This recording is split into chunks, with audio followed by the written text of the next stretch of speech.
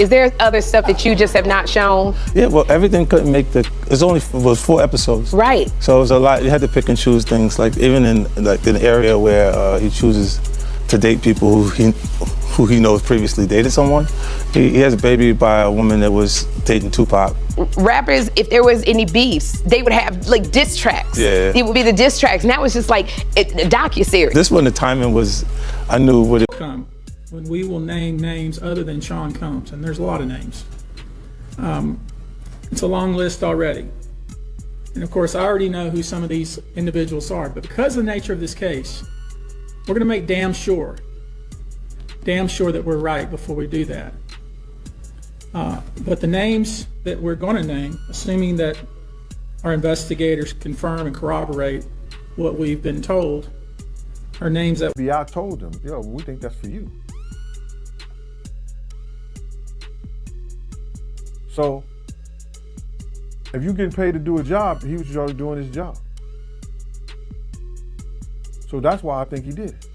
So I want to backtrack, my man, because you made a comment and you said something that you never said on my platform before. You did say on my platform before that you believe Puffy, he was the target. But If they got some tapes out there and it's with some underage, whether it's celebrities or not, it's gonna be crazy, bro. It's gonna be real crazy. And they're gonna have to bring that to forefront because the prosecutor's gonna want those tapes. And they're gonna do whatever they have to do legally to get those tapes. No ifs, ands, and buts. 50 Cent's documentary didn't just reopen the conversation around Diddy. It quietly shifted the spotlight onto everyone connected to him. The moment the series climbed to the top of Netflix's charts, public attention intensified. Yet one familiar voice disappeared from the discussion. Snoop Dogg, usually outspoken and active online, chose complete silence. In media culture, absence during a crisis often speaks louder than defense, and the question lingers whenever controversy erupts. Is silence a shield or an admission of risk? Puffy's sons and my sons have been best friends since they were 6, 7 years old. I didn't make it happen and Puffy didn't make it happen. One night I was at my house and Puffy's son was over about like 9 o'clock. And I'm like, cuz, what time you going home? And he like, I'm spending the night. I'm like, did you tell your dad? He like, nah, my mom dropped me off. So Kim, rest in peace, was connecting my kids with Puff kids, and they formed a friendship and a bond. When Justin went to UCLA, my son went to UCLA. When Christian was rapping, my son was rapping. When he was modeling, they was flying over the world together. So they forged a friendship and a brotherhood that me and Puff... Through this list. So, all right, we have a lot of names on this list. So, all right, we have a lot of names on this list. And I want to go through the transcription because I'll play a little bit of this video. It's just kind of annoying. It's playing a lot of music. Who put this song on? Drake. Oprah. Oprah's on every list, guys.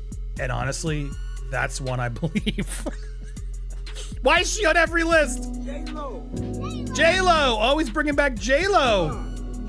And with A-Rod. Will Smith.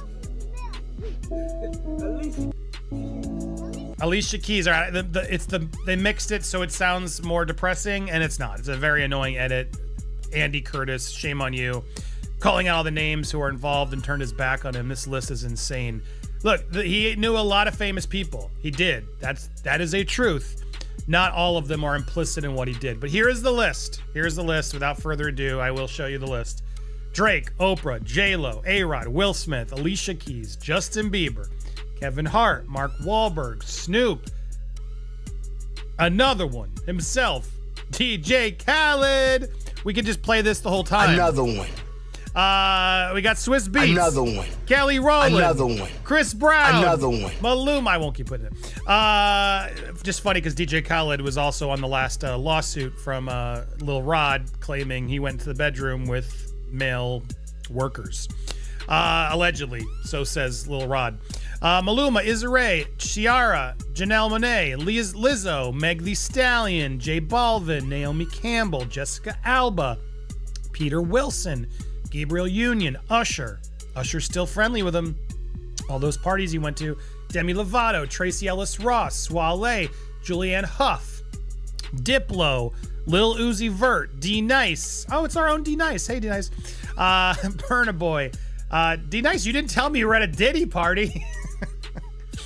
Paris Globel, Nicole Scherzinger from Pussycat Dolls, Cara Delevingne, Winnie Harlow, French Montana, also listed in a lot of the stuff, and many more. Jay-Z, Machine Gun Kelly, Tiana Taylor, Travis Scott were also pictured at the hip-hop mogul's birthday per snaps, which we can look at. But look, it's interesting because there's definitely, obvious names on this list. There's also a few like Tracy Ellis Ross and Jessica Campbell and Janelle Monáe and Issa Rae are more like, Hollywood liberal type people. He's got a lot. It's just a very big list of folks. Do I believe everybody on this list was involved in something debaucherous? No, I don't. When you look at the footage of the party, like he does this a lot where he has like these fancy ones that he takes photos of for everyone to see. So and what the vibe I get is he throws these big parties. He's known for the parties, that's clear. And I believe he was throwing really big celebrity parties that were, look great, look like, super weddings. When you show up to a party, you got amazing decor and drinks and things. No doubt. I believe he was doing these events too. Like he clearly... The bond between Diddy and Snoop Dogg has long been described as deeper than music, extending into family life. Their children grew up together, attended the same schools, and moved through overlapping careers, forming a network that mirrored their parents' relationship. That level of proximity reframes the narrative because closeness creates shared consequences. When scandals reach inner circles, neutrality becomes impossible. The takeaway is unsettling. Closeness doesn't just create loyalty, it creates vulnerability. Come when we will name names other than Sean Combs, and there's a lot of names. It's a long list already. And of course, I already know who some of these individuals are, but because of the nature of this case, we're going to make damn sure that we're right before we do that. But the names that we're going to name, assuming that our investigators confirm and corroborate what we've been told, are names that will shock you. These are individual cases. There are indeed other perpetrators involved. They will be revealed when that particular individual case is ready to be filed. They already know who they are. And I'm talking here about not just the cowardly but complicit bystanders. That is, those people that we know watched this behavior occur and did nothing. And I'm talking about the people that participated, encouraged it, egged it on. They know who they are. I call them the facilitators of foul play, willing participants in vile conduct. As we identify them, each will be part of this case as defendants. These defendants will not only include individuals, but would also include corporate entities who ultimately profited off of this culture and behavior. I'm looking at banks, pharmaceutical companies, hotels. We know that many of these individuals were paid cash. We know that many of these individuals involved, whether they were the ones being assaulted and abused or they're witnessing, anyone who was in the room and watched it happen but made no effort to stop it, any venue or venue owner who was aware of what was going on but failed to stop it, any individual or entity who knew about the conduct and benefited from it but did nothing to report it or stop it, and any individual or entity who covered it up or helped cover it up. These people who know who they are should just come forward now. I would imagine, as we speak here, there are a myriad of people who are very nervous. You can't hide skeletons in the closet forever. I would expect there are many people out there right now who are desperately searching their memories as they delete their texts and data. Now, although these are in fact individual cases, there is a common theme. He goes in, there's a lot more, the theme being that he would bring them in drinks, lace those drinks. If you didn't drink said drinks, you were kicked out of the party. Once they took the drink and sort of passed out, they had their way with these people. And that's the theme that was happening ongoing. But so Christopher, I want to get your reactions, but I was taken by that part where he's really calm. Old interviews have resurfaced, particularly moments where Diddy spoke cryptically on television while Snoop reacted in ways viewers now interpret differently. These clips are not evidence, but they show how public perception shifts once trust erodes. body language that once went unnoticed is now heavily scrutinized. It reflects a broader truth about modern scandals. Once doubt enters the story, every past moment is re-examined through suspicion. Reputation shapes context, not the other way around. Y'all don't love us! Y'all don't love us! All on the record, dancing, coming down front. But I was like, damn, we on the same record label. I know these people are really thinking like we are like Coast, West Coast. We got beef with the people we got beef with. But we could go anywhere in the country because... Until the FBI told them, yo, we think that's for you.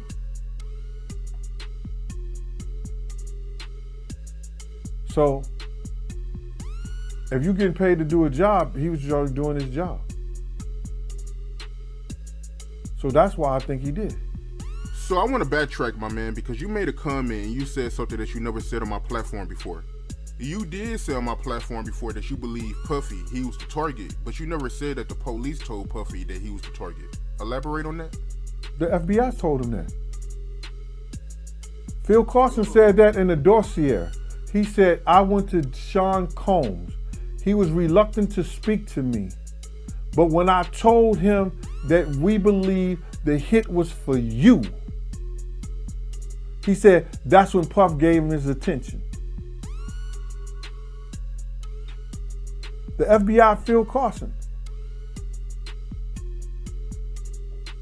Wow. He investigated the case. He was the one that said that the LAPD definitely, those rogue cops, had something to do with the murder of Biggie Smalls.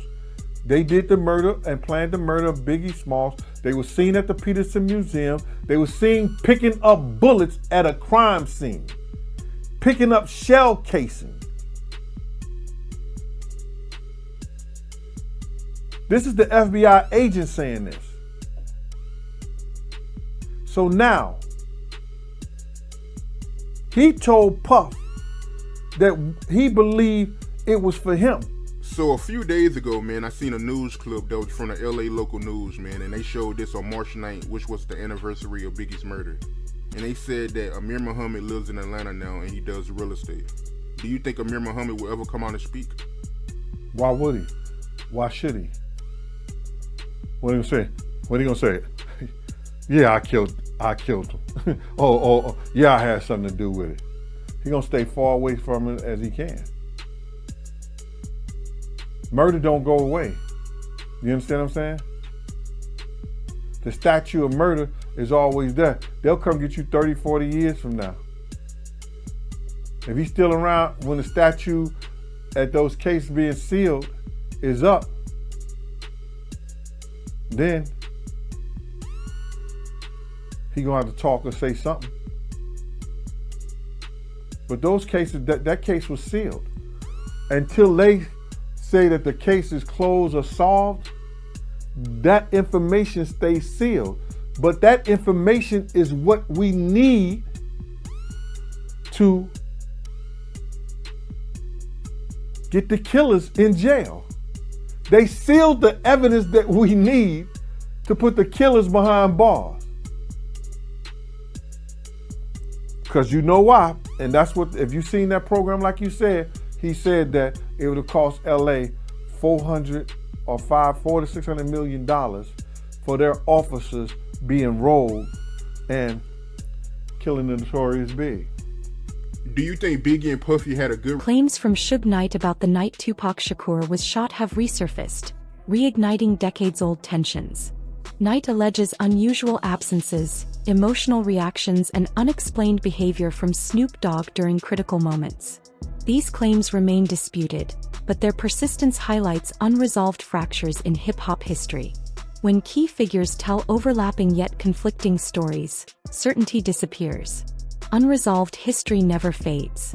It waits for a catalyst to return. Diddy and another Mill? They say the other Mill is an A-list celebrity.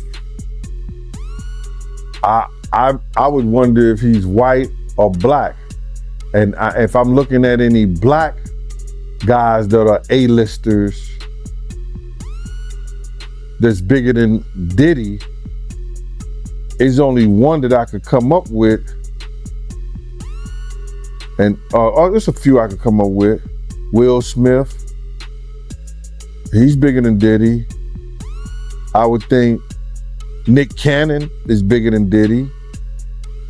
Who else on the black that are black actors or black in the business that's an A-lister that's bigger than Diddy, that's black? That's hard to think. But then if you got the A-listers, you know, you got to realize he ran with that black that Rat Pack, and I don't even say their names because they said I got their names wrong last time. What's his name? Kushner. What's the other guy? Leonardo. Yeah, his name. Man, I don't keep up with these cats, but I heard that that's not only the tape that's being shot. There's some other tapes out there, other people too with him, and him doing some things with some other people. So it's quite a few tapes that might be out there, what they're hearing, and I don't want to see the tapes, but I want to know if they really true. Because if they got if they got some tapes out there and it's with some underage, whether it's celebrities or not, it's gonna be crazy, bro. It's gonna be real crazy. And they're gonna have to bring that to forefront because the prosecutor's gonna want those tapes. And they're gonna do whatever they have to do legally to get those tapes. No ifs, ands, and buts about it. So we just better hope for his sake, that's just a bunch of bull crap. But then there's lawyers out there saying, yeah, the tape does exist. Lawyers got on television to say the tapes exist. I don't really know or trust that, because they was trying to say he had a tape with one of the bodyguards and this lady that came out. So we don't know what to think until we actually see that and we get that version. You remember we had that bootleg version of R. Kelly tape? Yeah, I remember that. They don't even bootleg. Yo, they don't even bootleg no more, man. So it's gonna be hard to figure it out if it does exist. Do you believe the guy in the tape is white? If he's bigger than Diddy and he's not none of the names that I said, probably so. An attorney representing alleged victims has publicly confirmed the existence of explicit recordings involving Diddy and another unnamed high-profile individual. No names were disclosed, but the acknowledgement alone introduced legal weight into an already volatile conversation. This shifted speculation into a new phase shaped by law rather than gossip. Still, speculation thrives where transparency ends and tension grows when information is sealed. Rumors rush in to fill the silence. Law. We spoke about that on your show. I said if they really wanted him, all they had to do was review those civil lawsuits. And once they find the criminal activity in those, they could bring him in. Now, did the Federal Bureau of Investigation in Miami do it? No, they didn't. Did California do it? No, they did not. The Southern District of New York, they took it upon themselves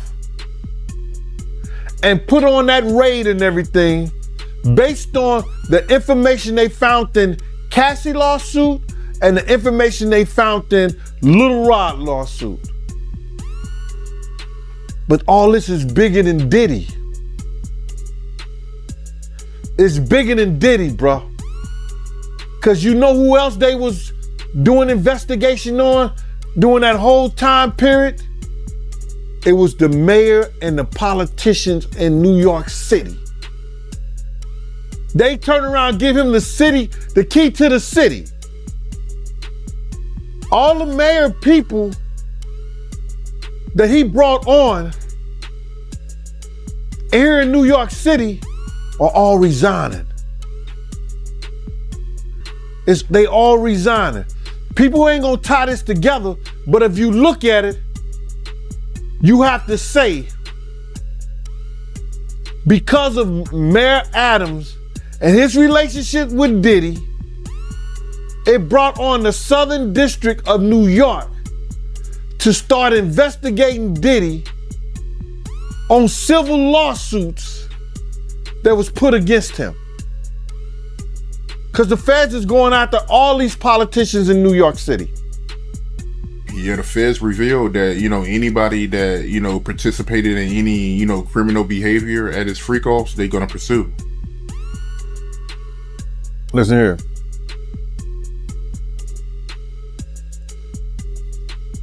The mayor here take like 15 spoons of sugar in his coffee. So it's all a possibility. Do you think there's any celebrities on them tapes? Bro, he gave celebrity parties. So what you think? I think they're not telling the whole truth, is that because of the situation in Miami and the situation in California, and they closed the clubs like 2 a.m., 3 a.m. or something like that, that Justin and Christian was bringing big vans of girls and people back to the mansion and giving parties and stuff like that. And a lot of those stuff were their part. Former insiders argue that documentaries often soften narratives by excluding names and details that complicate the story. Certain figures repeatedly surface in discussion yet never make the final cut. Whether this reflects caution or control, selective storytelling raises serious ethical questions. If truth is filtered for safety or profit, audiences receive fragments instead of clarity. The reflection is sharp. Truth delayed is not truth denied, but it is truth weakened. It was their parties. They wasn't always Puff parties. It was his son's parties. Good point. They said some of these freaks will last for days. That's where they're gonna get him on this trafficking thing. Especially like if he was traveling and doing it. That's where the trafficking come at. That you hiring workers to come and have with your girl. That's crazy. That's some Hollywood that I don't even know, bro. That's crazy. Yeah, that is crazy. But they also claiming that, Diddy, he'll give ecstasy to his victims to keep them obedient. Then they have to bring those witnesses in there. That's gonna be something hard to prove. Unless Lil Rob or Lil Cassie state that was something that happened. That's how the prosecutor's gonna prove that. They got a ton of evidence that they gotta try to prove, bro. A lot of that that if you read it, it could be circumstantial, you know what I'm saying? But they gotta have witness to back it up. You just can't say that happened based on somebody's lawsuit and what the words that they're saying. They have to have witnesses in there. And I think Puff lawyers is gonna be smart enough to attack that. Right. And they claiming that Diddy, he was blackmailing his victims because he had videos from old and he was using those videos to get his victims to do another freak off. So if he was blackmailing people, especially people that work for him, see, this is what it's gonna get him at. See, people think that,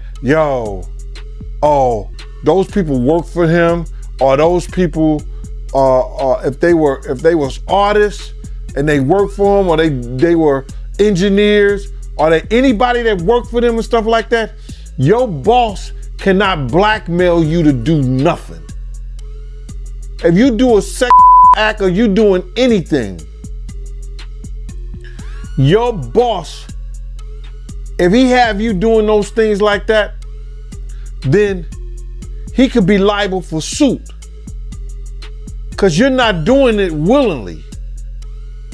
Because that individual is your boss. So psychologically, you know what I'm saying? I don't care what nobody say, that when somebody has something over you, could determine your job, your career, your livelihood. That's somewhat of a blackmail if they holding stuff that they've done, that you've done in the past, over your head to make you continually doing that stuff now. That's where he loses at. Cause some of those people work for him, or he was a part of doing something. They was part of doing something for their career with him. That's why he loses that case. Survivors and commentators continue to criticize what they describe as selective accountability in celebrity culture. Popularity often determines who faces consequences and who remains protected. These claims challenge not only individuals but the audience itself, questioning why admiration so often overrides scrutiny. Allegations require proof, but patterns demand attention. And the final takeaway is unavoidable. Justice struggles to exist where fame decides.